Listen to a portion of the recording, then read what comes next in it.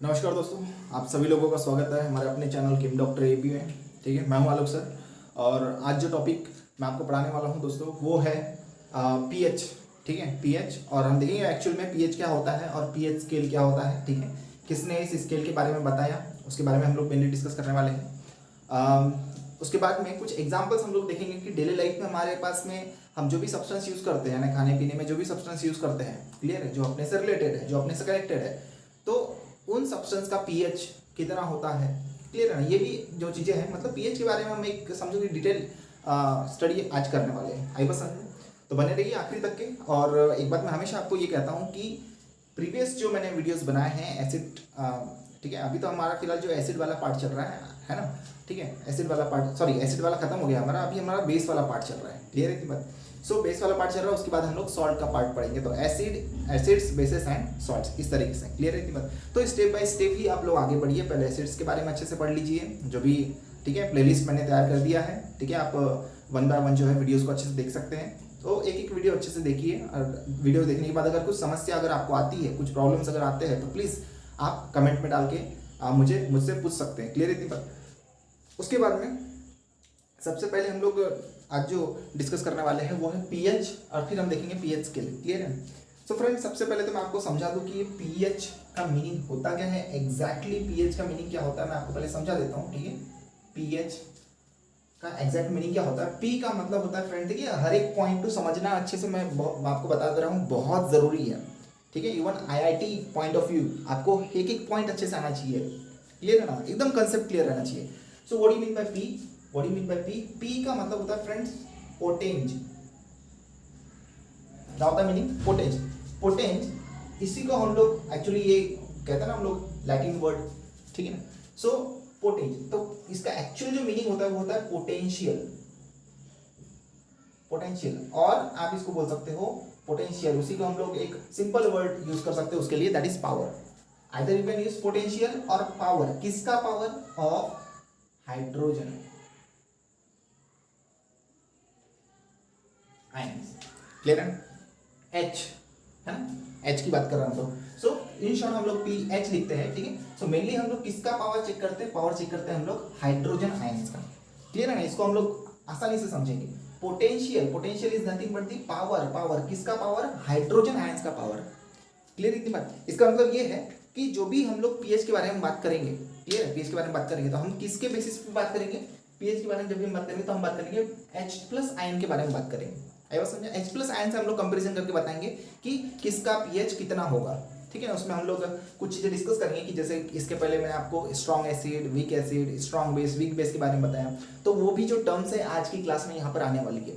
आई बात समझ में कि हम किस तरह के जो सब्सटेंस है उनको स्ट्रॉन्ग बेस बोलेंगे, किसको वीक बेस बोलेंगे। हालांकि हमारे पास में कुछ एग्जांपल्स हैं, लेकिन on the basis of pH हम लोग किस तरह से बताएंगे कि भैया ये स्ट्रॉन्ग बेस है, ये वीक एसिड है, ये वीक बेस है, ये स्ट्रॉन्ग एसिड है। तो वो सभी के सभी जो इन्फॉर्मेशन है आज आपको मिलने वाली है। तो पेन और कॉपी अपने साथ में रखिए और मेरे साथ आप लोग पढ़िए, क्लियर है। सो देखिए, पोटेंशियल या फिर हम कह सकते हैं पावर ऑफ हाइड्रोजन आयंस, ठीक है। ओके, इतनी बात समझ में आ गई, आपको धीरे धीरे क्लियर हो जाएगी सभी बातें, क्लियर है। ओके, सो ये हो गया हमारा पीएच।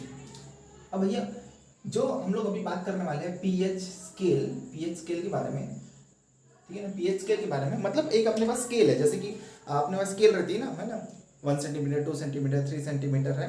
सो एक उसी तरह से एक साइंटिस्ट है जिसने इस स्केल को तैयार किया, ठीक है, इस स्केल के बारे में बताया, ठीक है। उसे हम लोग मतलब एक्चुअल में वो स्केल से हम लोग क्या रिप्रेजेंट कर सकते हैं, उस स्केल की हेल्प से हम लोग किसी भी एसिड या किसी भी बेस की स्ट्रेंथ बता सकते हैं, मतलब वो वीक है कि स्ट्रांग है उसके बारे में हम लोग बता सकते हैं, ठीक है ना। सो ऐसी ये स्केल है जिस किसने तैयार किया, इन 1909 में, ठीक है, सोरेनसन,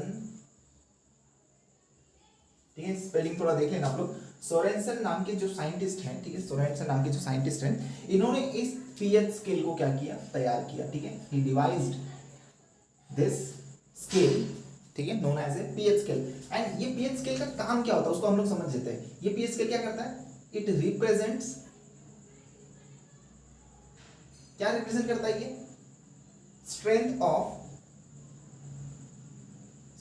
ऑफ एसिड्स और बेसिस, क्लियर है। मतलब अगर अपने पास में जैसे कि different number of different examples है एसिड्स के, डिफरेंट एग्जांपल्स है बेसिस के, तो आपको मतलब उन एसिड या बेसिस में से आप कंपैरिजन करके बता सकते हो। अगर आपको उसका पीएच डिटरमाइन करते आता है, पीएच आपको पता है, तो आप बता सकते हो कि कौन सा एसिड जो है वीक है, कौन सा एसिड स्ट्रांग है, कौन सा बेस वीक है और कौन सा बेस स्ट्रांग है। सो इतनी सारी इंफॉर्मेशन अपने को यहाँ से मिलेगी, ठीक है ना। सो ये क्या रिप्रेजेंट करता है, ये स्केल ये रिप्रेजेंट करता है strength of acids and base, मतलब स्ट्रेंथ, एसिड और बेस की स्ट्रेंथ हमको रिप्रेजेंट करने के लिए कौन किस स्केल की जरूरत पड़ती है, हमको पीएच स्केल की जरूरत पड़ती है। ये इसका इंपॉर्टेंस है। सो अगर आपको मान के चलो किसी ने पूछ लिया कि डिफाइन पीएच स्केल, ठीक है, डिफाइन पीएच स्केल, आपको मतलब पीएच स्केल को डिफाइन करने के लिए बोला है, तो कुछ नहीं है, बहुत सिंपल है, मतलब यही वर्ड आपको यूज करना है। एक बार आपको समझ में आ गया, you can write in your on words, खुद के शब्दों में आंसर लिखने की जो है अपनी एक हैबिट बननी चाहिए। इस बात को पहले हमेशा ध्यान में रखें। Now what do you mean bye pH scale, how will you define pH scale? So simple सा बात है, क्या द स्ट्रेंथ, यही वर्ड हम लोग यूज करेंगे, strength of acids and bases are, ठीक है, strength of acids and bases are measured है ना, मापा जाता है, clear, measured on a scale of number. एक ऐसी स्केल है जिसमें क्या है, कुछ नंबर्स दिए गए है ना, तो उसको हमने बोला स्केल ऑफ नंबर, ठीक है, इज कॉल्ड, ठीक है, इज कॉल्ड पीएच स्केल। तो जब भी आप लोग नोट्स निकाल रहे हो, तो जो भी मैं इंपॉर्टेंट पॉइंट आपको बता रहा हूँ, please note down this points because they are very important, clear है बात, ताकि किसी भी मतलब कैसा है कि मैं अगर आपको पूरी डिटेल इन्फॉर्मेशन दे रहा हूँ, ठीक है ना, एकदम बारीकाई से, एकदम डीपली जाके आपको पढ़ा रहा हूँ, तो आपका भी काम है ईमानदारी से उसी तरह से स्टडी करना है बस। इससे होता क्या है कि हमारे जो कंसेप्ट है वो सही ढंग से क्लियर होते हैं, हमको छोटी छोटी जानकारी मिलती है, और उसकी वजह से क्या होता है कि जो डाउट्स है हमारे कम से कम डाउट्स आते हैं, या फिर जो प्रॉब्लम्स है वो हमको कम से कम होती है, क्योंकि हमारे कंसेप्ट क्या है अच्छे से क्लियर हो गए होते हैं, क्लियर है। सो ये होता है पीएच स्केल। तो आपको मैंने बता दिया कि पीएच स्केल जो होता है मेनली ये क्या रिप्रेजेंट करता है, यानी किसी भी एसिड और बेस की स्ट्रेंथ रिप्रेजेंट करने के लिए हम लोग जो स्केल यूज करते हैं वो है हमारा पीएच स्केल। किसने बताया है इस पीएच स्केल के बारे में, वो है सोरेनसन नाम के साइंटिस्ट ने इन 1909। आई बस इतनी तो आपको बात समझ में आ गई। और सबसे इंपॉर्टेंट पीएच का एक्चुअल मीनिंग क्या होता है, सो पोटेंशियल और the power of hydrogen ions, है ना। मैं आपको समझाऊंगा इसको और एक्सप्लेन करके कि पावर ऑफ हाइड्रोजन आयंस या फिर पोटेंशियल ऑफ हाइड्रोजन आयंस का मीनिंग क्या है एग्जैक्टली, ठीक है, मैं आपको समझाता हूँ, क्लियर है। सो ये एक बात हो गई अपनी, है बस समझ। तो अब हम लोग जो बात करने वाले हैं वो है कि पीएच स्केल, ठीक है, पीएच स्केल में आप कहाँ से कहाँ, है ना, कहाँ से लेके कहाँ तक के नंबर्स होते हैं उसको हम लोग स्टडी करेंगे। लेकिन ऐसा है कि मुझे आपको अगर पीएच स्केल समझाना है तो मुझे बोर्ड्स, ये जो बोर्ड है हमारा, इसका पूरी जगह की जरूरत पड़ेगी, क्लियर है। सो आप क्या कीजिए, सबसे पहले आप स्क्रीनशॉट ले लीजिए। स्क्रीनशॉट लेने के बाद में, क्लियर है, स्क्रीनशॉट लेने के बाद में, ठीक है ना, मैं आपको जो है पीएच स्केल पूरी तरह से समझाता हूँ, क्लियर। आप अच्छे से स्क्रीनशॉट ले लीजिए। तो चलिए मैं इसको क्लियर कर देता हूँ फिलहाल, ठीक है, क्योंकि पीएच स्केल जो है मैं आपको बहुत अच्छे से समझाने वाला हूँ कि किस तरह से हम लोग पीएच स्केल को अच्छे से स्टडी करें, क्या क्या चीज़ें, क्या क्या बातें उसमें अपने को ध्यान रखना है, वो हमें समझ में आना बहुत ज़्यादा ज़रूरी है, क्लियर सी बात। तो सबसे पहले तो मैं आपको बता दूं, ठीक है, जो हमारा पीएच स्केल होता है, ठीक है, जो हमारा पीएच स्केल होता है उसमें, ठीक है, जीरो से लेके 14 तक के क्या रहते हैं, नंबर्स रहते हैं, क्लियर रहती है बात। 0 से लेके 14 तक के क्या रहते हैं, उसमें नंबर्स रहते हैं, आई बात समझ में। सो देखिए बीच में क्या रहता है, बीच में एक रहता है, ठीक है, नंबर दैट इज 7, ठीक है, 0 7 14। तो अगर आपको किसी ने पूछा कि बताइए कहाँ से लेके कहाँ तक के नंबर्स रहते हैं, तो 0 से लेके 14 तक के पीएच स्केल में, आई बात समझ में। ओके, और ये बीच में जो है 7, ठीक है ना, ये 7 एक है, मैं बताऊंगा सबका मीनिंग बताऊंगा, एक एक पार्ट को हम लोग अच्छे से समझेंगे, आई बात समझ में। सो ये एक हो गया अपना। अब देखिए मैं आपको समझा देता हूँ कि ये जो हमारा रहेगा 0 से लेके 7 तक के, यहाँ नंबर लिख लेते हैं हम लोग पहले, 1 2 3 4, ठीक है, 5 और ये हो गया 6, क्लियर है। इधर हम आगे बढ़ जाते हैं, 8 9 10 11 12 और ये 13। क्लियर है? तो ये हमारी जो स्केल है ये तैयार हो गई। अब देखिए ये स्केल तो अपने पास तैयार हो गई है। अब अपने को आगे क्या समझना है वो मैं आपको बताता हूँ, स्टेप बाय स्टेप पढ़ेंगे हम लोग। देखिए ये जो 7 है, ठीक है ना, ओके 7 है, तो ये जो 7 है ये रिप्रेजेंट करता है न्यूट्रल, ठीक है ना। न्यूट्रल, न्यूट्रल का मीनिंग मैं आपको समझाता हूँ। जैसे कि फॉर एग्जांपल, ठीक है, न्यूट्रल का मतलब होता है कि जैसे आपकी गाड़ी है ना, आप गाड़ी चलाते हो, गाड़ी को जैसे कि मान के चलो गाड़ी गियर में है ना, गाड़ी गियर में है और आप स्टार्ट करते हो, डायरेक्ट किक मारते हो तो क्या आ जाता है, गाड़ी आगे की तरफ चली जाती है ना, मतलब एक्सीडेंट होने के आपकी कभी भी चांसेस है। आई बात समझे? सो न्यूट्रल का मतलब क्या होता है, न्यूट्रल में मतलब आपकी गाड़ी जो है, ठीक है ना, आप किक मारो कोई प्रॉब्लम नहीं होगी, गाड़ी स्टार्ट हो जाएगी। आई बात समझ में? न्यूट्रल है वो, ठीक है। न्यूट्रल, यहाँ पे न्यूट्रल का मीनिंग ये हुआ कि जितने भी, देखिए और एक चीज़ मैं आपको मैथमेटिक्स के थ्रू समझाता हूँ। जैसे कि फॉर एग्जांपल +2 है और -2 है ना, +2 -2। अगर आपको किसी ने पूछा कि बताइए +2 -2 कितना होगा, तो भैया +2 -2 दोनों अपोजिट साइन है ना, नंबर कैसे सेम है लेकिन साइन कैसा है, अपोजिट है, तो दोनों क्या हो जाएंगे, कैंसिल हो जाएंगे और 0 हो जाएगा। ये दोनों कैसे हो गए, दोनों ने मिलकर क्या कर लिया, एक दूसरे को न्यूट्रल कर लिया। क्या कर लिया, दोनों ने मिलकर एक दूसरे को न्यूट्रल कर लिया। न्यूट्रल मतलब 0 है ना। जैसा अगर गियर कैसा है, 0 है, 0 मतलब एक भी गियर नहीं है, तो वो कैसा रहेगा, न्यूट्रल। सिमिलरली जब 0 आ जाएगा, ठीक है ना, 0 का कहने का मतलब ये है कि इक्वल नंबर ऑफ, ठीक है, हम जब भी हम लोग एसिड और बेसिस की बात करते हैं, एक बात मैं आपको समझा देता हूँ, जब भी हम एसिड की और बेसिस की बात करते हैं तो हम लोग H+ और OH- आयंस की बात करते हैं, है ना। सो H+ आयन और OH- जब ये दोनों इक्वल रहेंगे, इक्वल नंबर, मान के चलो अपने पास में कोई सॉल्यूशन है, ठीक है, मैं आपको एग्जांपल दूंगा। इसका सबसे बेस्ट एग्जांपल है हमारा रोज का, दैट इज पानी रे बबली पानी, है क्या है वो, यानी पानी, वाटर। क्लियर है? सो ये जो पानी है ये सबसे अच्छा एग्जांपल है अपने पास में। क्लियर है? मैं बात कर रहा हूँ प्योर वाटर की, ठीक है, मतलब ऐसा वाटर जिसमें किसी भी तरह का आयंस प्रेजेंट नहीं है, ठीक है ना। प्योर वाटर की बात कर रहा हूँ मैं, डिस्टिल वाटर की बात कर रहा हूँ। सो वाटर, ठीक है ना, वाटर कैसा है, टोटली न्यूट्रल है। न्यूट्रल मतलब उसका pH कितना है, 7, pH 7 है, that's why it is neutral. Why it is neutral, because it has equal number of H+ ion and OH- ion. Equal number of रहेगा H+ OH- आयन, तो क्या होगा, दोनों क्या कर देंगे, एक दूसरे को का जो इफेक्ट है वो कैंसिल कर देंगे। सो डेफिनेटली कैसा रहेगा वो, न्यूट्रल। आई बात समझ में? तो इस तरीके से होता है। अब हम आगे की बात समझते हैं कि ये जो पार्ट रहता है 7 से पहले, यानी 7 से लेके 0 तक का, ये कौन सा पार्ट है, और 7 से लेके अगर हम 14 की बात करें ऑनवर्ड्स, अगर हम उसके आगे की बात करें तो ये कौन सा पार्ट है।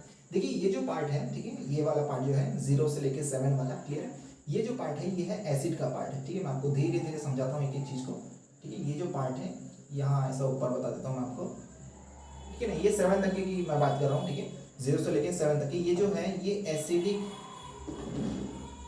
ठीक है, एसिडिक नेचर, यहाँ क्या देंगे, एसिडिक pH ये क्या कर रहा है, इंडिकेट कर रहा है ना। किसी भी एसिड का अगर pH होगा तो वो कहाँ तक क्या होगा, वो कहाँ तक क्या होगा, 0 से लेके 7 के पहले। एक्चुअली 7 का इंडिकेट कर रहा है न्यूट्रल, है ना, जहाँ H+ और OH- की जो नंबर्स है, कॉन्सेंट्रेशन वो कैसा इक्वल है, इसलिए न्यूट्रल। वाटर फॉर एग्जांपल, तो 7 के पहले यानी 6.9 6.8 ऐसा, अगर ऐसा किसी सब्सटेंस का pH आ रहा है अपने को, ठीक है ना, सो वो सभी जो है वो किस रेंज में आएंगे, वो 0 से लेके 7 के पहले तक के आएंगे, ठीक है ना। तो वो कैसे, उनका जो pH रहेगा वो कैसा रहेगा, एसिडिक pH। मतलब ये समझ जाओ कि ये जो रेंज है अपने पास में 0 से लेके 7 के पहले तक के, ये जो रेंज है ये किसका रेंज है, ये एसिडिक रेंज है ना, एसिड के लिए रेंज है ये। तो इसमें भी देखिए, इसमें भी दो चीज़ें अपने को समझना है। अगर हम इन नंबर्स की बात करें, ठीक है, मैं इसको डिवाइड कर देता हूँ यहाँ से 3.5, ठीक है ना, 3.5 से मैं इसको, ठीक है, कट कर देता हूँ। ये सिर्फ समझने के लिए मैं आपको समझा रहा हूँ कि हम लोग स्ट्रॉन्ग एसिड किसको कंसिडर करेंगे, स्ट्रॉन्ग बेस किसको कंसिडर करेंगे, वीक एसिड किसको कंसिडर करेंगे, ये सब चीज़ें मैं आपको समझाने जा रहा हूँ, ठीक है ना। आई बात समझ में? तो देखिए ये तो न्यूट्रल हो गया 7 नंबर का, हाँ, और ये जो है ये वाला पॉइंट मतलब 7 के बाद वाला, ठीक है ना, 7 के पहले, ठीक है, 7 के पहले, ठीक है, कंफ्यूज नहीं होना, ये ध्यान में रखना, 7 के पहले तक के जो भी है तो वो pH कैसा है, एसिडिक pH। और अगर मैं इधर बात करूँ, क्लियर है, इधर मैं बात करूँ, ठीक है, आई होप कि आपको बेहतर तरीके से समझ जाए, ठीक है। ये जो है 7 के बाद, ठीक है, 7 के बाद, तो ये जो रेंज है ये कौन सा है, ये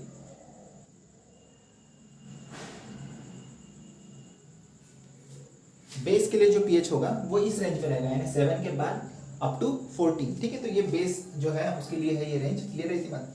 अब देखिए फ्रेंड्स, ये जो है 0 से लेके 3.5, ये जो मैंने यहाँ पर ठीक है इस तरह से लाइन यहाँ पर खींचा है, ठीक है, और यहाँ पर हम लोग ये मान लेते हैं, ठीक है। एक्चुअली ये एक रेंज है, मैं आपको बता रहा हूँ कि हम लोग weak acid weak base, strong base, weak acid, strong acid, इनको भी हम लोग क्या कर सकते हैं, डिफरेंशिएट कर सकते हैं, ठीक है, उनकी पीएच वैल्यू के बेसिस पर, ठीक है।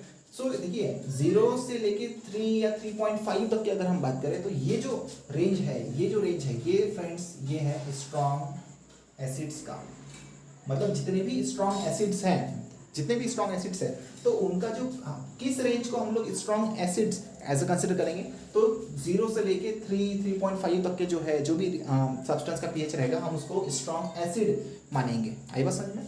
और 3.5 के बाद मतलब यहाँ से लेके 7 के पहले तक के, तो ये जो रेंज है इसको हम लोग बोलेंगे किसका पीएच रहेगा, ये रहेगा वीक एसिड्स का।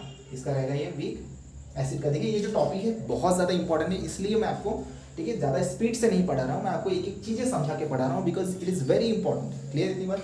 इसमें बहुत बार बच्चे क्या हो जाते हैं, कंफ्यूज हो जाते हैं, और मैं नहीं चाहता कि आप किसी तरह से कंफ्यूज हो। क्लियर है? सो ये वीक एसिड की रेंज हो गई 3.5 से लेकर 7 के पहले, और स्ट्रॉन्ग एसिड की रेंज क्या है 0 से लेकर 3.5 के या 3.5 तक आप बोल सकते हैं, ठीक है ना। तो देखिए ये स्ट्रॉन्ग एसिड का रीजन है, ये वीक एसिड का रीजन है। 7 के बाद अगर हम बात करें ये वाला जो है, ये वाला पार्ट, ठीक है ना, अप टू 10.5 ये किसके लिए है, ये है वीक बेस के लिए। मैं आपको समझाऊंगा कि क्यों हम बोल रहे हैं कि वीक बेस, ये वीक एसिड के लिए, ये स्ट्रॉन्ग एसिड के लिए, मैं आपको पूरी चीजें समझाऊंगा यहाँ पर। और ये है, ठीक है, ये है स्ट्रॉन्ग बेस के लिए, अभी आपको पूरा क्लियर हो जाएगा, यह है स्ट्रॉन्ग बेस का रेंज, मतलब 10.5 से लेके जो भी 14 तक के जो भी सब्सटेंस का पीएच रहेगा, है ना, जो भी सब्सटेंस का पीएच रहेगा तो वो आ जाएगा हमारा स्ट्रॉन्ग बेस, है ना, वो स्ट्रॉन्ग बेसिस में आ जाएगा। क्लियर है बात? अब आपके दिमाग में सवाल आ रहा होगा कि सर आपने कैसे क्या मतलब समझा दिया, या किस तरह से आपने बता दिया कि ये स्ट्रॉन्ग एसिड का रहेगा रीजन, ये वीक एसिड का रहेगा, ये वीक बेस का रहेगा और ये स्ट्रॉन्ग बेस का रहेगा। अब एक कहानी में थोड़ा ट्विस्ट लाते हैं, जो कि सबसे इंपॉर्टेंट पार्ट कहने का मतलब कि एसिड की जब हम बात करें तो H+ के बारे में बताते हैं, और बेस की जब हम बात करते हैं तो OH- के बारे में बताते हैं। बस अब ये दोनों टर्म्स के बेसिस पे हम लोग बताएंगे कि भैया जी स्ट्रॉन्ग एसिड क्यों, वीक एसिड क्यों, वीक बेस क्यों, स्ट्रॉन्ग बेस क्यों, मतलब कैसे, ये सब हमने बता दिया। क्लियर है ना? सो देखिए समझते इस बात को, आई बात समझ में? अगर देखिए एक एक पॉइंट को हम लोग समझेंगे, ठीक है। इधर से अगर हम बात करें 7 से लेके 0 तक के, 7 से लेके 0 तक के, क्लियर है? इसको और अच्छे से कर देते हैं हम लोग। 7 से लेके 0 तक के, ये क्या हो रहा है, इंक्रीजिंग एसिडिक नेचर। एग्जैक्टली क्या हो रहा है, 7 जो है न्यूट्रल, मतलब pH 7 में जो भी सब्सटेंस रहेगा, ठीक है ना, वो कैसा रहेगा, उसका नेचर रहेगा न्यूट्रल। नेचर की बात कर रहे हैं हम लोग, नेचर कैसा रहेगा, न्यूट्रल, जस्ट लाइक वाटर। मतलब H+ और OH- जो आयंस प्रेजेंट है वाटर में, वाटर का फॉर्मूला क्या होता है, H2O, है ना, तो उसके भी आयंस अवेलेबल रहते हैं कुछ अमाउंट में। तो मान के चलो H2O अगर टूटेगा तो कैसा टूटेगा भाई, H+ और OH- के फॉर्म में। तो अगर 2 H2O टूटेंगे तो 2 H+, 2 OH-, तो दोनों कैसे है, इक्वल अमाउंट में, तो कैसा हो गया, नेचर न्यूट्रल है बस। तो ये जो है अगर हम 7 के लेफ्ट में अगर जा रहे हैं टुवर्ड्स 0, इसका मतलब ये जो है इंक्रीजिंग एसिडिक नेचर, मतलब एसिडिक जो नेचर है वो क्या हो रहा है, इंक्रीज हो रहा है। एसिडिक नेचर क्या हो रहा है, इंक्रीज हो रहा है। एसिडिक नेचर इंक्रीज हो रहा है, इसका मतलब क्या है, इसका मतलब ये है कि हाइड्रोजन आयन कॉन्सेंट्रेशन क्या हो रहा है, हाइड्रोजन आयन कॉन्सेंट्रेशन इंक्रीजेस। ऊपर वाला एरो मैंने दिखाया, इसका मतलब क्या इंडिकेट कर रहा है, वो इंक्रीज हो रहा है। क्या इंक्रीज हो रहा है, हाइड्रोजन आयन का कॉन्सेंट्रेशन इंक्रीज हो रहा है। कॉन्सेंट्रेशन को अब मैं यहाँ पे सिंपल आप बोल सकते हो अमाउंट, क्या बोल सकते हो, अमाउंट बोल सकते हो, है ना। जब भी हम एसिड और बेस की स्ट्रेंथ की बात करेंगे तो हम H+ आयन और OH- के माइनस आयन के बेसिस पे बताएंगे, कोई अदर आयन के बेसिस में नहीं बताएंगे। इस बात को हमेशा ध्यान में रखना, क्लियर है ना। तो कॉन्सेंट्रेशन की बात कर रहे हैं, मतलब अमाउंट की बात कर रहे हैं, इसका मतलब ये है कि जैसे जैसे हम लोग 7 से, ठीक है, लेफ्ट साइड में जा रहे हैं, 0 की तरफ जा रहे हैं, तो एसिडिक नेचर क्या हो रहा है, इंक्रीज हो रहा है। यानी ये समझ लो कि एसिडिटी बढ़ रही है ना, मतलब ये समझ लो कि H+ आयन का जो कॉन्सेंट्रेशन है, अमाउंट है, वो क्या हो रहा है, वो बढ़ रहा है। क्या हो रहा है, वो बढ़ रहा है, इंक्रीज हो रहा है ना। इसलिए मैंने आपको ये अपवर्ड एरो से क्या किया, इंडिकेट किया। अब ऐसा नहीं है कि उसमें OH नेगेटिव माइनस आयन नहीं है, OH नेगेटिव माइनस जो आयन है, ठीक है, बट वो बहुत बहुत कम अमाउंट में है। कैसे है वो? बहुत बहुत कम अमाउंट में, ठीक है। कैसे है बहुत बहुत कम अमाउंट में? जैसे कि हाइड्रोजन आयन का कंसंट्रेशन आपको पता है यहाँ पर इक्वल है, यहाँ पर कैसा है? इक्वल है। लेकिन मान के चलो कोई सब्सटेंस है जो एसिडिक है, वो वीक एसिड है, फिर ऐसा कोई एग्जांपल लेते हैं जो स्ट्रॉन्ग एसिड है, तो दोस्तों होगा क्या कि H+ आयन का जो कंसंट्रेशन है वो क्या हो रहा है? वो इंक्रीज हो रहा है। क्या हो रहा है? वो इंक्रीज हो रहा है। कहने का मतलब ये कि यहाँ पर जो है इक्वल है, यहाँ पर कैसा है? इक्वल है। लेकिन अगर हम लेफ्ट साइड में जा रहे हैं, इसका मतलब क्या हो रहा है? H+ आयन यानी हाइड्रोजन आयन का कंसंट्रेशन बढ़ रहा है। लेकिन उसी तरह से हम लोग क्या बोल सकते हैं कि हाइड्रोक्साइड जो आयन है, हाइड्रोक्साइड आयन का जो कॉन्सेंट्रेशन है, इसका जो अमाउंट है, ये क्या हो रहा है? डिक्रीज हो रहा है। ये क्या हो रहा है? डिक्रीज हो रहा है। मतलब H+ आयन इंक्रीज हो रहा है, इसलिए जो है pH जो है डिक्रीज हो रहा है। मैं आपको बताऊंगा pH क्यों डिक्रीज होता है। तो H+ आयन जो है ये इंक्रीज हो रहा है टुवर्ड 0। अगर हम 7 से लेफ्ट की तरफ जा रहे हैं तो H+ आयन का जो कॉन्सेंट्रेशन है वो क्या हो रहा है? बढ़ रहा है। और हाइड्रोक्साइड आयन का कंसंट्रेशन क्या हो रहा है? डिक्रीज हो रहा है। आएगा समझ में? इसको समझना बहुत जरूरी है। आएगा समझ में? तो H+ आयन अगर है तो हम बोलेंगे एसिड है। अच्छा, मतलब जितना ज़्यादा H+ आयन रहेंगे उतना ही कम उसका pH रहेगा। क्यों? मैं आपको समझा देता हूँ पहले इस पार्ट को, यहाँ कंफ्यूज होना नहीं है, ठीक है, क्योंकि आपको लग रहा होगा सर क्या बता रहे करके। मैं आपको समझा देता हूँ। pH is inversely proportional to H+ ion concentration. क्या बोला मैंने? pH is inversely proportional to H+ ion concentration. अब what do you mean by inversely proportional? Inversely proportional का मतलब होता है कि अगर pH घट रहा है तो H+ आयन क्या हो रहा है? बढ़ रहा है। और pH अगर बढ़ रहा है तो H+ आयन का जो कॉन्सेंट्रेशन है वो क्या हो रहा है? घट रहा है। उसको बोला जाता है इनवर्सली प्रोपोर्शनल, यानी इनवर्स है। ये बढ़ेगा तो वो घटेगा, ये घटेगा तो वो बढ़ेगा, है ना। और डायरेक्टली प्रोपोर्शनल का मतलब क्या होता है? डायरेक्टली प्रोपोर्शनल का मतलब होता है कि अगर ये बढ़ रहा है तो वो भी बढ़ रहा है। जैसे कि मान के चलो आप टेम्परेचर बढ़ाओगे तो प्रेशर भी बढ़ेगा, तो दे आर डायरेक्टली प्रोपोर्शनल। तो इस तरह से क्लियर है ना। अब सिमिलरली यहाँ पर हम लोग समझ लेते हैं, अगर 7 के पहले अगर मैं बात कर रहा हूँ तो मैंने बोला कि इंक्रीजिंग एसिडिक नेचर, तो अगर मैं 7 के बाद की अगर मैं बात करूँ, इसका मतलब क्या हो रहा है यहाँ पर? यहाँ पर हम बात करेंगे इंक्रीजिंग कौन सा नेचर? इंक्रीजिंग बेसिक नेचर है बस में जस्ट अपोजिट। सिमिलरली अगर मैं यहाँ पे H+ आयन के कॉन्सेंट्रेशन की टर्म पर यहाँ पर मैंने आपको बताया H+ आयन के कॉन्सेंट्रेशन के टर्म में क्या बताया कि इंक्रीज हो रहा है। क्यों? क्योंकि pH क्या हो रहा है? डिक्रीज हो रहा है। pH डिक्रीज हो रहा है मतलब H+ आयन का कॉन्सेंट्रेशन क्या हो रहा है? इंक्रीज हो रहा है। क्यों? Because they are inversely proportional to each other. Clear है? ओके। उसके बाद में यहाँ पर हम लोग क्या लिखेंगे? जैसे यहाँ पर हमने बोला तो यहाँ पर क्या लिखेंगे? H+ आयन का जो कंसंट्रेशन है, आयन कंसंट्रेशन, यहाँ पर क्या हो रहा है? यहाँ डिक्रीज हो रहा है।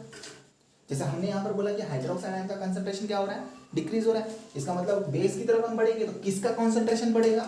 हाइड्रोक्साइड आयन का कंसंट्रेशन क्या होगा? बढ़ेगा। हाइड्रोक्साइड आयंस का जो कंसंट्रेशन है यानी इसका जो अमाउंट है ये क्या होगा? ये बढ़ेगा। इसलिए pH बढ़ेगा। जितना ज़्यादा हाइड्रोक्साइड आयन उतना ज़्यादा pH। आई बात समझ में? सो ये आप ये हम लोग किस तरह से रिप्रेजेंट कर सकते हैं? ये इस तरह से, ठीक है। What do you mean bye pH? So pH is a, ठीक है, negative logarithm of H+ ion, ठीक है, negative logarithm of H+ ion, ठीक है। हम इस तरह से इसको रिप्रेजेंट करते हैं। आई बात समझ में? सो जब भी हम pH की बात करेंगे फ्रेंड्स, तो एक बात हमेशा ध्यान में रखना, it is inversely proportional to H+ ion concentration, ठीक है। ये नेगेटिव है ना, इसको हम लोग इस तरह से भी रिप्रेजेंट कर सकते हैं, pH इज इक्वल टू, ठीक है, is equal to 1 log H+, minus है तो हम इसको इस तरह से भी रिप्रेजेंट कर सकते हैं। आप मैथमेटिक्स के स्टूडेंट्स हो, आपको ये समझ में आ जाएगा। सो pH कैसा है? इनवर्सली प्रोपोर्शनल है। कैसा है? इनवर्सली प्रोपोर्शनल है। किसको? H+ आयन के कंसंट्रेशन को। तो जितना ज़्यादा H+ आयन का कंसंट्रेशन होगा pH उतना ही कम होगा, और जितना कम H+ आयन का कंसंट्रेशन होगा, H+ आयन का कंसंट्रेशन कम डिक्रीज हो रहा है, मतलब किसका बढ़ रहा है? OH- का बढ़ेगा। इसका मतलब जो अब pH है वो क्या होगा? OH- का बढ़ेगा तो pH क्या होगा? pH बढ़ेगा। H प्लस का घटेगा तो क्या होगा, H प्लस का घटेगा तो pH बढ़ेगा, because they are inversely proportional. आप इस फॉर्मूले को हमेशा ध्यान में रखना। क्लियर है बात? सो मैंने जो चीज़ें बताया आपको, यह है पीएच के बारे में एक डिटेल इन्फॉर्मेशन। अगर आपको ऐसा लगता है कुछ चीज़ें और भी नहीं समझी होंगी तो प्लीज़ मुझे बताइएगा आप लोग। क्लियर है ना? सो मैंने आपको बताया कि वीक एसिड का रेंज कौन सा है, स्ट्रॉन्ग एसिड का रेंज कौन सा है, वीक बेस का रेंज कौन सा है, स्ट्रॉन्ग बेस का रेंज कौन सा है। 0 से लेकर 14 तक के नंबर है। 7 जिसका पीएच होगा, जैसे कि फॉर एग्जांपल वाटर है तो इसकी कैसा रहता है, न्यूट्रल रहता है, because equal number of H plus ion, equal number of hydroxide ion. इधर हम बात करेंगे तो हाइड्रोक्साइड आयन का जो कंसंट्रेशन है बढ़ रहा है, H प्लस का कंसंट्रेशन घट रहा है। इधर हम बात करेंगे तो H प्लस का कंसंट्रेशन बढ़ रहा है और हाइड्रोक्साइड का कंसंट्रेशन घट रहा है। आइए समझ में। और ये है आपके पास में फॉर्मूला। क्या है आपके पास में फॉर्मूला? अब देखो दोस्तों, ये है आपके पास में एक डिटेल, आप इसको अच्छे से स्क्रीनशॉट ले लो, समझ लो, नोट्स निकाल लो, फिर हम लोग आगे बढ़ते हैं। आइए समझ में।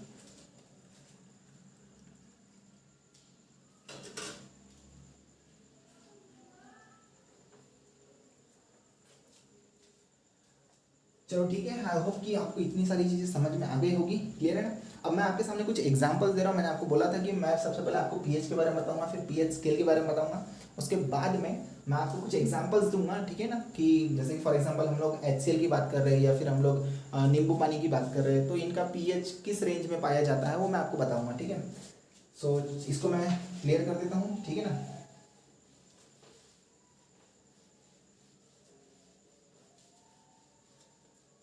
तो कुछ एग्जांपल्स मैं आपको बताने जा रहा हूँ यहाँ पर। ठीक है? आप उसको ध्यान में रखिए, आप उसको ध्यान में रखिए।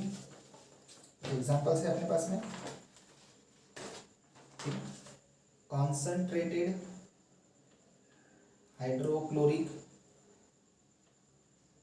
एसिड, ठीक है, concentrated hydrochloric acid, dilute hydrochloric. अगर आपको कभी किसी ने पूछा कि बताइए कॉन्सनट्रेटेड और डाइल्यूट हाइड्रोक्लोरिक एसिड है, मतलब दो तरह के आपके पास में सैंपल दिए हुए हैं, आपको किसी ने पूछा कि बताइए किसका पीएच जो है पीएच कितना रहेगा या किस रेंज में रह सकता है, किसका ज़्यादा रहेगा किसका कम रहेगा, तो आपको सिंपल सा समझ में आ जाता है कि जिसका कॉन्सनट्रेटेड है मतलब H प्लस आयन की जो संख्या है उसका जो अमाउंट है ज़्यादा है, मतलब पीएच कम है ना। और डाइल्यूट में कैसा हो जाएगा, जो H प्लस आयन की जो कॉन्सेंट्रेशन है वो कम हो जाएगा, मतलब पीएच ज़्यादा। आई वो समझ। सो जो कॉन्सेंट्रेटेड हाइड्रोक्लोरिक एसिड की बात कर रहे हैं, ठीक है, इसका जो पीएच है 0, ठीक है, इसका 1 कितना है 1, ठीक है। जो हम लोग गैस्ट्रिक जूस जो होता है, गैस्ट्रिक जूस हमारे स्टमक में है ना, वो मतलब डाइजेस्ट करने में हमारे को हेल्प करता है, ठीक है, उसका जो पीएच होता है इट इज 1.4। कितना होता है 1.4, ठीक है। इसके बाद कुछ और एग्जांपल्स अपने पास में, लाइक लेमन जूस, ठीक है, लेमन जूस अपने पास में है, विनेगर, ये सभी एग्जांपल्स आप लोग नोट डाउन कर लीजिएगा, ठीक है। टोमेटो जूस, मैं आपको ज़्यादा से ज़्यादा एग्जांपल लिखा के देता हूँ, स्पेलिंग देख लीजिएगा थोड़ा सा, ठीक है।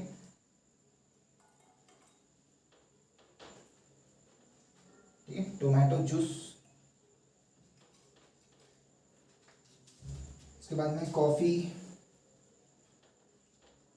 ठीक है, तो जैसे लेमन जूस का पीएच जो है इट इज़ 2.5, ठीक है, इसका 4.0, इसका 4.1, क्लियर है। कॉफ़ी का 5.0, coffee is also acidic in nature, ठीक है। वीक एसिड के कॉन्टेक्ट, वीक एसिड के बारे में बात करेंगे। मिल्क, देखिए मिल्क जो है it is slightly acidic in nature, आप देख सकते हैं इसका पीएच आप देख सकते हैं, ठीक है, 6.5। जो सॉफ्ट ड्रिंक हम लोग पीते हैं जैसे कि कोका कोला हो गया है ना, तो वो भी कैसे स्लाइटली एसिडिक रहता है। मैंने आपको बताया कार्बन डाइऑक्साइड गैस उसमें डिजोल्व रहती है, तो कार्बन डाइऑक्साइड जब वाटर में जाएगा तो क्या बनाता है, कार्बोनिक एसिड H2CO3, वो स्लाइटली एसिडिक होता है, ठीक है ना। सो उसका जो पीएच होता है वो होता है 6.0 के आसपास, स्लाइटली एसिडिक होता है, क्लियर है बस। अगर न्यूट्रल की हम लोग बात करें तो न्यूट्रल किसका है, वाटर का, ठीक है। वाटर जो है हमारा डिस्टिल वाटर, प्योर वाटर, ठीक है, जिसमें और कोई सब्सटेंस नहीं है या कोई आयंस नहीं है, तो ये इसका जो पीएच है वो 7 है, क्लियर है। उसके बाद अगर हम बात करते हैं जैसे सलाइवा की बात करते हैं, सलाइवा, ठीक है, बिफोर मील, बिफोर मील यानी खाना खाने के पहले की अगर हम बात करें तो फ्रेंड्स इसका जो पीएच रहता है, ठीक है, ये रहता है 7.4। यही पीएच जो है हमारा ब्लड का भी रहता है, मैं यहीं पे लिख देता हूँ, ठीक है, ऑल्सो ये ब्लड के लिए भी ये पीएच रहता है, क्लियर है बट। उसके बाद में अगर मैं बात करूँ आफ्टर मील की, ठीक है, आफ्टर मील यानी खाना खाने के बाद अगर हम बात करें सलाइवा का पीएच तो ये जो पीएच है ये डिक्रीज हो जाता है कि कहाँ कितना जाता है ये 5.8, क्या होता है 5.8। मैं आपको रीजन इसका समझाऊंगा, ये इस चैप्टर में हमको पढ़ना ही है, ठीक है। खाने खाने के बाद क्या होता है कि जो हम लोग जैसे कार्बोहाइड्रेट खाते हैं, शुगर खाते हैं, तो हमारे माउथ में एक तरह का बैक्टीरिया रहता है, उसको बोला जाता है स्ट्रेप्टोकोकस म्यूटेंस। तो वो क्या करता है, उस कार्बोहाइड्रेट को ब्रेक कर देता है, ब्रेक डाउन कर देता है लैक्टिक, ठीक है, कौन सा एसिड में कर देता है मुझे ध्यान नहीं आ रहा है, ठीक है ना, ठीक है, मुझे ध्यान में नहीं आ रहा, ठीक है, एक एसिड में उसको कन्वर्ट ब्रेक डाउन कर देता है। तो एसिड में ब्रेक डाउन करने की वजह से क्या हो जाता है, जो पीएच है, जैसे बिफोर मील की हम बात करते हैं 7.4, आफ्टर मील के बाद क्या बात करेंगे 5.8, यानी पीएच जो है वो डिक्रीज हो जाता है, क्योंकि उसमें एक एसिड का फॉर्मेशन हो जाता है, ठीक है। मुझे ध्यान में नहीं आ रहा है फिलहाल, वो क्लियर देख लेते, बाद में बताऊँगा मैं आपको। टूथपेस्ट, ठीक है, टूथपेस्ट का जो पीएच है 7.8। आप अगर देखेंगे टूथपेस्ट का कंटेंट, अगर अभी पढ़ेंगे कंपोजिशन के बारे में, तो वहाँ पर कुछ बेसिक सब्सटेंस दिए रहते हैं, ठीक है, इट इज स्लाइटली बेसिक। वो इसलिए जैसे कि हम लोग खाना खाने के बाद जनरली आप देखे होंगे जैसे अपने पेरेंट्स है या, ठीक है, सो जो पीएच है कैसा होता है, डिक्रीज हो जाता है, मूद होते हैं, तो इसलिए बेस रहता है, तो कैसा हो जाता है उसको थोड़ा सा, ठीक है, क्या कर लेता है, बैलेंस कर लेता है। आई बात समझ में, इसलिए टूथपेस्ट में क्या रहता है, बेसिक सब्सटेंस प्रेजेंट रहते हैं। आई बात समझ में। वही अगर मैं बात करूँ बेकिंग सोडा की, बेकिंग सोडा, ठीक है, तो बेकिंग सोडा का जो पीएच है इट इज 8.5। और वॉशिंग सोडा की अगर मैं बात करूँ, यहीं पे लिख लेता हूँ मैं, वॉशिंग सोडा इसका है 9, ठीक है, 9.0, ठीक है। जैसे जैसे प्रैक्टिस होगी वैसे वैसे लर्न करना पड़ेगा, ठीक है। अगर मैं कॉन्सेंट्रेटेड NaOH की बात करूँ, कॉन्सेंट्रेटेड NaOH की, तो इसका जो है पीएच 14, मतलब सबसे डेंजरस हो गया समझिए। और मैं अगर डाइल्यूट की बात करूँ, डाइल्यूट कर दिया तो डेफिनेटली क्या होगा, पीएच इसका कम हो जाएगा, है ना, क्योंकि OH की जो संख्या है, OH हाइड्रोक्साइड आयन की, वो कम हो जाएगी, तो नियर अबाउट 13, है ना। सो देखिए बहुत सारे एग्जांपल्स अपने पास में, ये इतने सारे एग्जांपल मैंने आपको दिया, मतलब ये बहुत सारे एग्जांपल्स हो गए, ठीक है, बहुत ज़्यादा एग्जांपल्स हो गए, है ना। तो इन सबको आपको अच्छे से ध्यान में रखना है, क्लियर है। सो सबसे पहले तो आप लिख लीजिए अच्छे से, उसके बाद हम लोग बात करते हैं।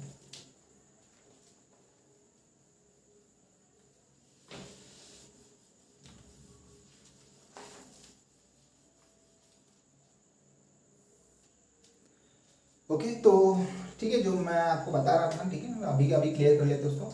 जो एसिड हमारे माउथ में बनता है, ठीक है, जैसे जो बैक्टीरिया है ब्रेक डाउन कर देते हैं कार्बोहाइड्रेट को, शुगर को, तो वो लैक्टिक एसिड बनाते हैं, ठीक है, लैक्टिक एसिड जैसे कि जो मिल्क में होता है, तो वो लैक्टिक एसिड बनाते हैं, और वो उसकी वजह से जो पीएच है वो डिक्रीज हो जाता है, ठीक है, एसिडिक पीएच में चले जाता है आफ्टर मील, क्लियर है कि बात। जैसे कि आपको अगर किसी, मैं थोड़ी सी चीज़ें आपको समझा देता हूँ यहाँ पर, जैसे कि कॉन्सेंट्रेशन के बारे में मैंने बात किया, ठीक है, आई होप कि ये पार्ट आपका हो गया होगा। देखिए बहुत ज़रूरी है, वीडियो थोड़ा लंबा भी होगा चलेगा, लेकिन कैसे है आपको सारी चीज़ें समझ में आना ज़रूरी है। मान लीजिए मैंने जैसे आपको बोला कॉन्सेंट्रेशन मतलब जितना ज़्यादा अमाउंट उतना ज़्यादा क्या रहेगा। अब जैसे मैं अगर बात करता हूँ हाइड्रोक्साइड आयन का अमाउंट ज़्यादा है ना, तो हम बोलेंगे कि वो जो उसका पीएच रहेगा वो कैसा रहेगा, बेसिक पीएच, मतलब 7 से ज़्यादा रहेगा, 7 से कैसा रहेगा, ज़्यादा रहेगा। जैसे कि मैं बात करता हूँ, एक आपने कंसेप्ट पढ़ा है 9th में, मोल कंसेप्ट, है ना, मोल कंसेप्ट। आगे अगर किसी ने पूछा कि भैया 1 मोल किसी भी सब्सटेंस के बारे में पूछ लिया, तो आप बोलेंगे सर 6.022 इंटू 10⁻23 पार्टिकल्स उसमें रहेंगे। ये पार्टिकल्स आपके एटम हो सकते हैं, आपके आयंस हो सकते हैं, या फिर मॉलिक्यूल्स हो सकते हैं। सो 1 मोल, आपको पता है, आपको कॉन्सेंट्रेशन टर्म आपने पढ़ा है, जो मोल कंसेप्ट पढ़ा था ना, वो कॉन्सेंट्रेशन को रिप्रेजेंट करने के लिए ही होता है ना। सो 1 मोल मतलब इतना होता है। अगर आपको किसी ने बोल दिया कि अगर मेरे पास 1 मोल NaOH है, 1 मोल NaOH है, और आपको किसी ने बोल दिया 0.1 मोल NaOH है, 0.1 मोल NaOH है, और आपको किसी ने बोल दिया बताइए इसका जो है पीएच कितना रहेगा और इसका पीएच कितना रहेगा, तो इसका जो पीएच आएगा आपको फ्रेंड, इसका आएगा पीएच 14 और इसका पीएच आएगा 13। मतलब आप बोल सकते हो कि 1 मोल NaOH है, मतलब ज़्यादा नंबर ऑफ पार्टिकल्स रहेंगे, और इसमें 0.1 मोल है, यानी 1 का भी 10 पार्ट कम है ना। अगर आप 1 को 10 से डिवाइड कर दोगे तो आपको 0.1 मिलेगा। सो ये 0.1 मोल है, कम है ना, तो इसका डेफिनेटली पीएच कैसा होना चाहिए, कम होना चाहिए। अगर हम बेस की बात कर रहे हैं, ये NaOH बेस है ना। और मैं आपको थोड़ा सा समझा देता हूँ। देखिए टोटल जो पीएच है, पीएच किसके वजह से, पीएच प्लस POH, हम ये दोनों की बात करते हैं। जब हम पीएच की बात कर रहे हैं तो H प्लस आयन और OH माइनस आयन दोनों की बात कर रहे हैं। तो पीएच यानी potential of hydrogen, similarly potential of hydroxide, तो ये टोटल कितना आना चाहिए, 14 आना चाहिए दोनों मिला के, है ना, दोनों का कंसंट्रेशन मिला के कितना आना चाहिए, 14 आना चाहिए।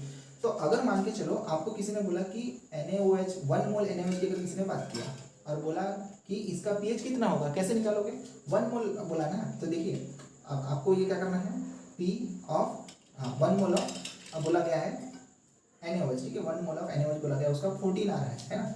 सो आप क्या करोगे, जैसे आपके पास में है फॉर्मूला दैट इज pH, ठीक है, pH निकालने का, ठीक है। pH कैसे निकालते हो आप लोग, pH निकालते हो नेगेटिव लॉगरिथम ऑफ, ठीक है, H प्लस आयन कंसंट्रेशन, है ना। अब देखिए ये लॉग जो है एक्चुअली ये 10 बेस 10 है इसका, ठीक है। तो अगर बेस 10 अगर ये लॉग मान के चलो उधर जाता है, ये लॉग कैसे जाता है, उधर जाता है, ठीक है। आप इसको और कैसे रिप्रेजेंट कर सकते हो मैं आपको समझाता हूँ, ठीक है।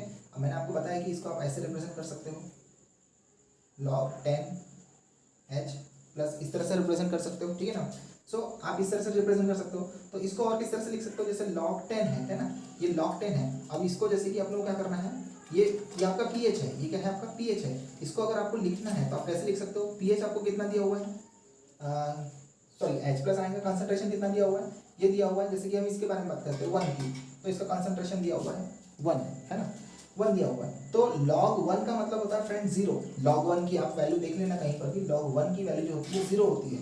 तो pH कितना हो गया, pH हो गया 0। अब इस वैल्यू इस इक्वेशन में आप पुट कर दीजिए, pH इज इक्वल टू 0 मिल गया, तो POH कितना मिलेगा आपको 14। तो 1 मोलर के लिए आपको कितना मिलेगा, 14 मिलेगा। और अगर आप सिमिलरली अगर 0.1 मोलर के लिए अगर कर रहे हो आप, ठीक है ना, 0.1 मोलर के लिए, तो pH देखो, pH इस यहीं पे पुट कर लो, pH देखो यहाँ पर pH, ठीक है। सो कितने के लिए है यहाँ पर, ओके निगेटिव,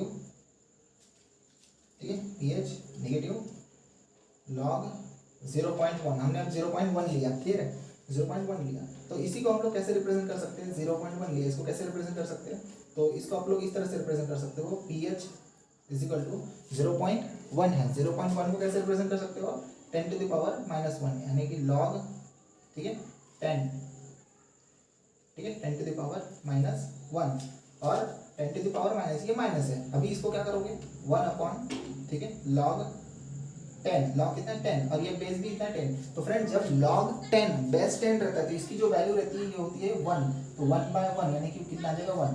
तो pH की वैल्यू कितनी आ गई 1, तो पुट कर दो इस वाले इसमें, तो कितना आ जाएगा, POH कितना निकल जाएगा, ये 14, ये pH की वैल्यू हो गई 1, तो -1 इक्वल्स टू 13। तो आपको कितना निकल के आएगा 1 मोल, अगर 1.1 मोलर NaOH है तो कितना आया 13। तो फ्रेंड्स कैसा है, पढ़ाने के लिए अगर मैं चाहूँ तो बहुत सारी चीज़ें पढ़ा सकता हूँ इससे रिलेटेड, बहुत डिटेल स्टडी है, लेकिन मुझे ऐसा लगा कि जो भी बेसिक इन्फॉर्मेशन है वो इतनी सफिशिएंट है आपके लिए।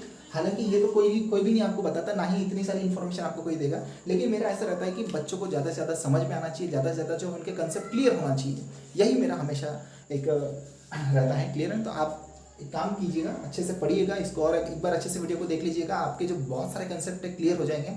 आपको किसी भी तरह का सवाल पूछ लिया जाए इससे आपको डेफिनेटली आंसर आएगा, ये मैं आपको गारंटी देता हूँ। सो दोस्तों आज के लिए इतना ही, थैंक यू सो मच।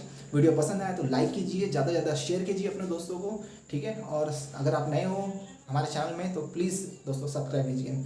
जय हिंद।